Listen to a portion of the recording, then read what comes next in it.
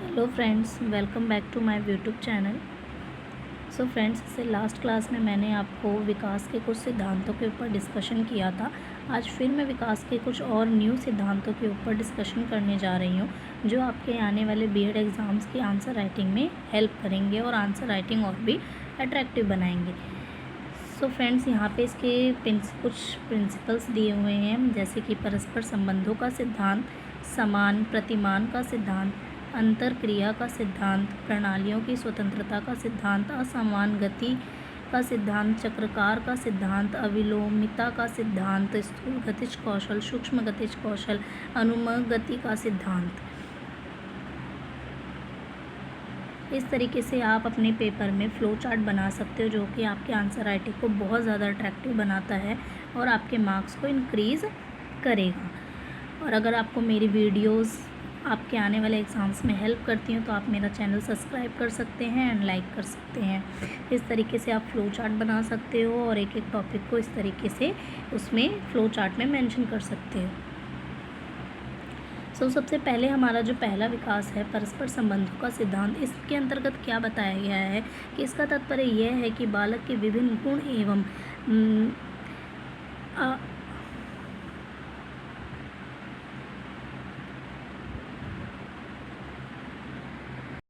यहाँ पर थोड़ा सा टाइपिंग मिस्टेक हो गया है। यहाँ पे विभिन्न गुण एवं अंग आएगा।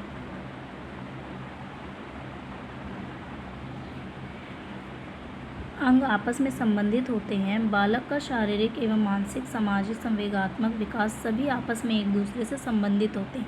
जैसे कि तन स्वस्थ तो मन स्वस्थ और भविष्य स्वस्थ। मतलब कि ये कहना ये चाह रहा है कि परस्पर संबंधों का सिद्धांत ये कहता है कि बालक का जो शारीरिक, मानसिक और सामाजिक जितने भी विकास होते हैं वो सारे ही एक दूसरे से क्या होते हैं, संबंधित होते हैं। एक भी विकास में अगर किसी भी तरीके की कोई रुकावट आती है तो उससे बाकी भी सारे पक्षों के विकासों में भी क्या पड़ता है, उससे फ़र्क पड़ता है। इसी तरीके से जो दूसरा पॉइंट है वो है हमारा समान प्रतिमान का सिद्धांत।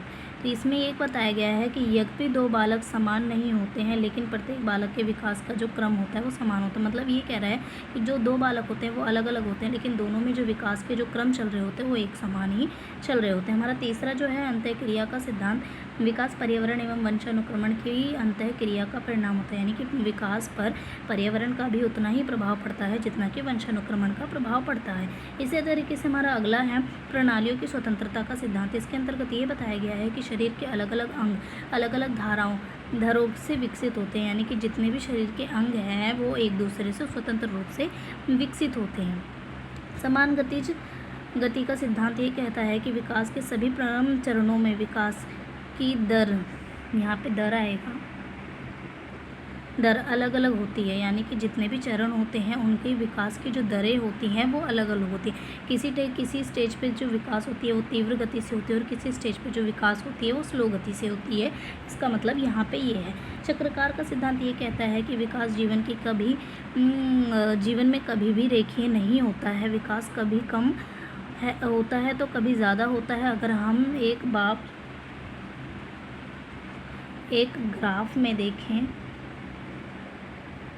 ग्राफ में देखें तो विकास कभी भी सीधी रेखा में नहीं होता है।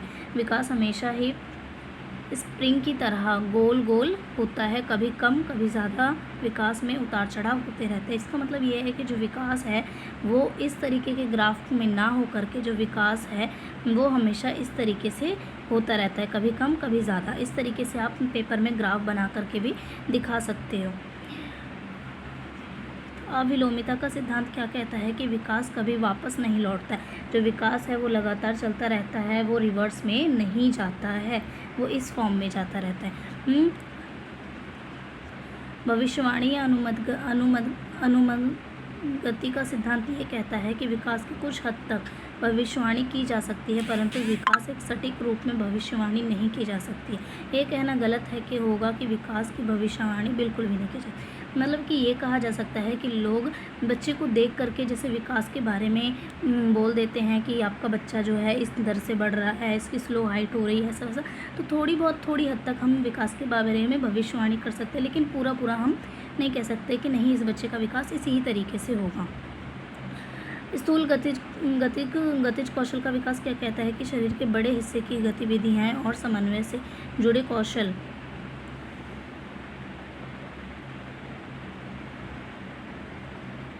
होते हैं, जिसमें हाथ, पैर, कंधा, बाजू और टांगें शामिल होती हैं। स्थूल गतिज कौशल शिशु